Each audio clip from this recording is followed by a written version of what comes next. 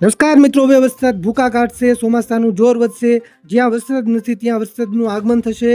આગામી 12 કલાક એટલે કે 30 જૂનને વાર મંગળવારે કયા વિસ્તારોમાં મેઘરાજા ધબધબાટી બોલાવશે તેની વાત કરવી છે. પણ તે પહેલા અત્યારે કયા વિસ્તારોમાં મેઘરાજા તોફાની બેટિંગ કરી રહ્યા છે તેની ફટાફટ વાત કરી લઈએ. મિત્રો, ભાવનગર જિલ્લાના કેટલાક વિસ્તારોમાં મેઘરાજા ધબધબાટી બોલાવી રહ્યા છે. ત્યારે વિડીયોમાં તમે ભાવનગર જિલ્લાના જેસરના દ્રશ્યો જોઈ રહ્યા છો, જ્યાં ધોધમાર વરસાદ વરસી રહ્યો છે. વાવણી લાયક ધોધમાર વરસાદ વરસતા ખેડૂતોમાં ખુશીનો માહોલ છવાયો છે. ગઈકાલના વિડીયોમાં પણ આપણે વાત કરી હતી કે બગદાણામાં વરસાદ છે. આજે પણ બગદાણામાં ધોધમાર વરસાદ વરસી રહ્યો છે. ભાવનગરના તળાજા, મહુવા, પાલિતાણા અને ગારિયાધારના પણ કેટલાક વિસ્તારોમાંથી વરસાદના સમાચાર છે. તો બીજી બાજુ વલસાડ જિલ્લામાં કડાકા ભડાકા સાથે મેઘરાજા મુશળધાર બેટિંગ કરી રહ્યા છે.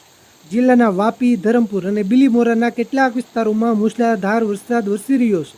સુરતના બારડોલીમાં ભારે વરસાદ, તો નર્મદાના રાજપીપળામાંથી પણ ધોધમાર વરસાદના સમાચાર મળી રહ્યા છે. અમરેલી જિલ્લાના સાવરકુંડલા અને રાજુલા પંથકમાંથી પણ વરસાદના સમાચાર મળી રહ્યા છે. મિત્રો, હવે આગામી 12 કલાક દરમિયાન એટલે કે 30 જૂનને વાર મંગળવારે કયા વિસ્તારોમાં મેઘરાજા તોફાની બેટિંગ કરશે તેની તાલુકા પ્રમાણે સંપૂર્ણ સચોટ માહિતી મેળવી છે. પણ તે પહેલા આ વિડીયોને લાઈક કરી દેજો. આપણી આ ચેનલને ખાસ સબસ્ક્રાઇબ કરવાનું ભૂલતા નહીં. તો મિત્રો, હવે ખાસ સમજો. મિત્રો, પહેલા આપણે સૌરાષ્ટ્રના વિસ્તારોથી શરૂઆત કરીએ, ત્યારબાદ આખા ગુજરાતના વિસ્તારોની વાત કરીશું. સૌરાષ્ટ્રમાં આગામી 12 થી 24 કલાક દરમિયાન ખાસ કરીને વિસ્તાર પ્રમાણે વાત કરીએ તો રાજકોટમાં ગોંડલ, જેતપુર અને ધોરાજીના કેટલાક વિસ્તારોમાં વરસાદની આગાહી છે. સુરેન્દ્રનગર જિલ્લામાં ચોટીલા, સાયલા, લીંબડી અને વઢવાણના પણ કેટલાક વિસ્તારોમાં વરસાદ વરસી શકે. આ સાથે બોટાદ જિલ્લામાં બોટાદ અને રાણપુરના કેટલાક વિસ્તારોમાં આગાહી કરાઈ છે. આ સાથે ભાવનગર જિલ્લાના કેટલાક વિસ્તારોમાં વરસાદી માહોલ જામી શકે. ભાવનગર જિલ્લામાં આગાહી પ્રમાણે ભાવનગર, સિંહોર, વલભીપુર, ઘોઘા, પાલિતાણા, તળાજા, મહુવા, ગારિયાધાર અને જેસર તાલુકાના કેટલાક વિસ્તારોમાં વરસાદી માહોલ જામી શકે. આ વિસ્તારોમાં વરસાદની શક્યતા વધારે છે.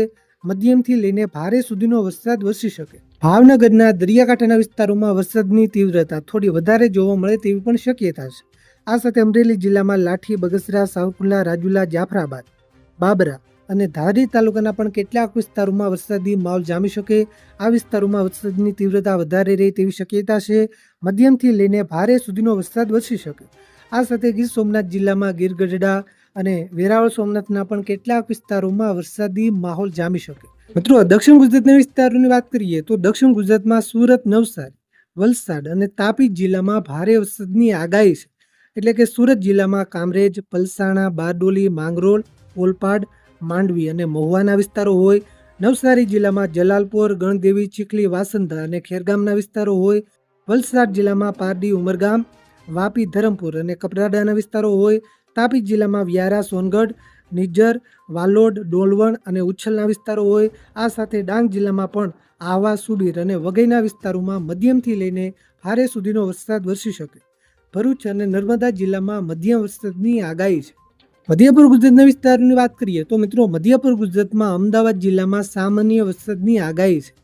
આ સાથે આણંદ અને ખેડા જિલ્લામાં સામાન્યથી મધ્યમ વરસાદ વરસી શકે.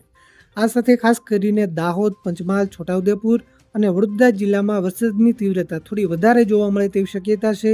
આ જિલ્લાઓના કેટલાક વિસ્તારોમાં હળવાથી મધ્યમ વરસાદ, એકલ દોકલ વિસ્તારોમાં ભારે સુધીનો વરસાદ પણ વરસી શકે. ઉત્તર ગુજરાતમાં પણ ખાસ કરીને ગાંધીનગર, સાબરકાંઠા અને અરવલ્લી જિલ્લાના મોડાસા, બાયડ અને મેઘરજના કેટલા વિસ્તારોમાં વરસાદ વરસી શકે. આ વિસ્તારોમાં હળવાથી મધ્યમ વરસાદની આગાહી છે. એટલે ટૂંકમાં વાત કરીએ તો સૌરાષ્ટ્ર અને દક્ષિણ ગુજરાતના વિસ્તારોમાં વરસાદની તીવ્રતા થોડી વધારે જોવા મળી શકે. ત્યારબાદ જેમ જેમ ચોમાસું આગળ વધશે તેમ તેમ આપણા ગુજરાતના બાકીના વિસ્તારોને પણ વરસાદનો લાભ મળે તેવી શક્યતા છે. પળે પળના સમાચાર તમને આવી જ રીતે સૌથી પહેલા પહોંચાડતા રહીશું. તમારા વિસ્તારમાં વરસાદ છે કે નહીં, વિસ્તારનું નામ લખી નીચે કોમેન્ટ કરવાનું ભૂલતા નહીં. વિડીયોને તમારા બધા